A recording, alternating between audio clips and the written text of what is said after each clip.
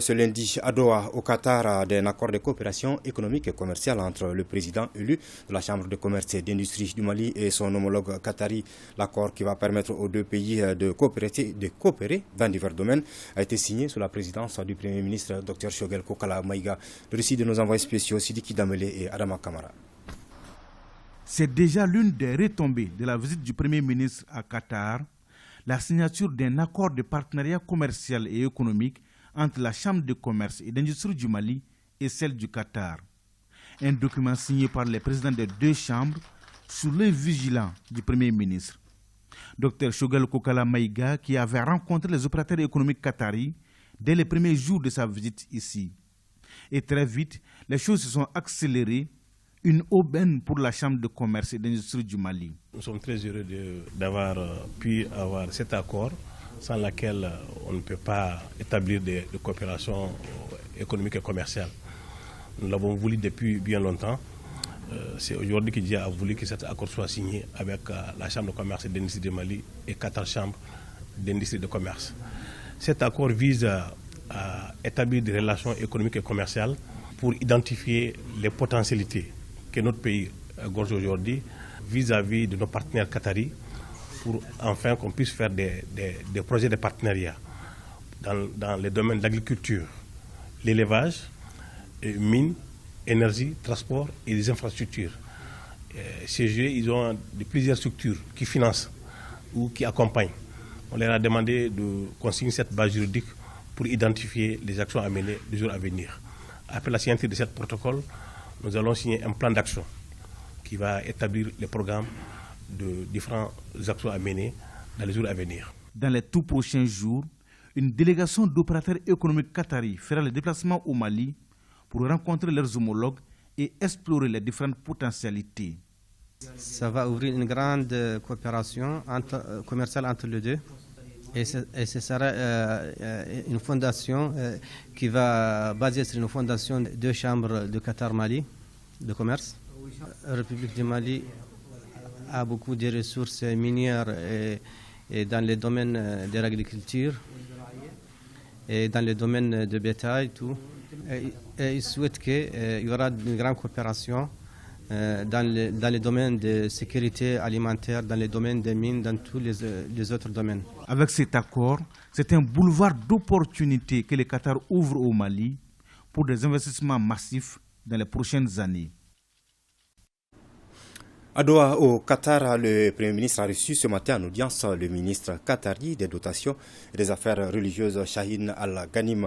Les deux personnalités ont passé en revue la coopération bilatérale dans certains domaines clés comme la formation professionnelle, l'action humanitaire, l'agriculture ou encore les infrastructures. Les deux personnalités se sont exprimées à la fin de l'audience au micro de nos envoyés spéciaux.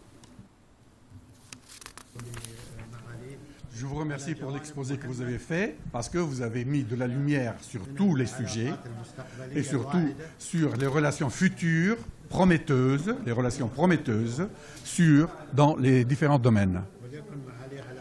Et soyez sûrs et certains que tout ce que vous avez demandé, tout ce que vous avez dit, nous allons nous intéresser à ça et nous allons communiquer avec vous dans les moments les plus précis, les moments les plus proches. Et que les relations continuent entre nous. Investissement massif, j'ai expliqué que notre pays est en train de retrouver la paix. De plus en plus, il a besoin de se développer. Nous avons donc besoin d'investissements massifs dans l'agriculture, dans l'élevage, dans la formation professionnelle, dans le domaine des transports, des infrastructures, la construction des hôpitaux. Mais nous avons besoin aussi de transformer nos produits sur place. J'ai donné l'exemple du coton, où aujourd'hui on exporte les 98%.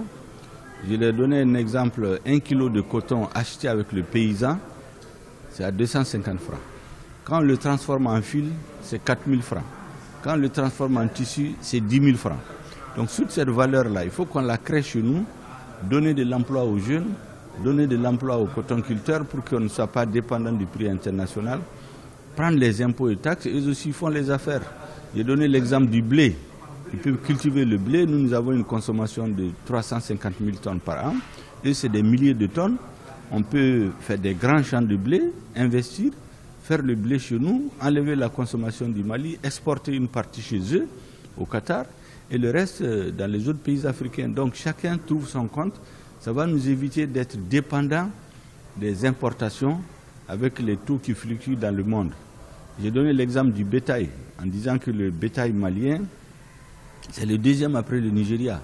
Mais tout est exporté sur pied. On peut faire des grands abattoirs pour transformer, exporter la viande et tous les produits dérivés. J'ai donné le cas de l'or, où il y a des sociétés qui exploitent l'or. Ils peuvent venir aussi investir pour qu'on trouve notre compte. Et c'est pour parler de tout ça, les handicapés, les personnes démunies, les jeunes. J'ai indiqué les arabophones. Ils sont de plus en plus nombreux dans notre pays. Il leur faut du travail. Donc il faut qu'il y ait un espace, un écosystème administratif où quand ils sortent, ils peuvent travailler aussi dans des entreprises qui sont financées par des Arabes et des Maliens. J'ai parlé aussi de la question de la sécurité. Nous avons besoin d'équipements pour aider notre armée aujourd'hui. Nous avons besoin aussi d'investir dans le social pour que les plus démunis, les pauvres, les handicapés de tout genre puissent se sentir comme des citoyens à part entière. Et il y a l'emploi des jeunes naturellement.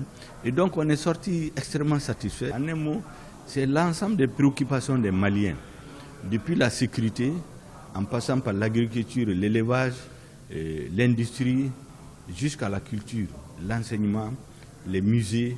C'est tous les secteurs de la vie sociale qui ont été passés en revue.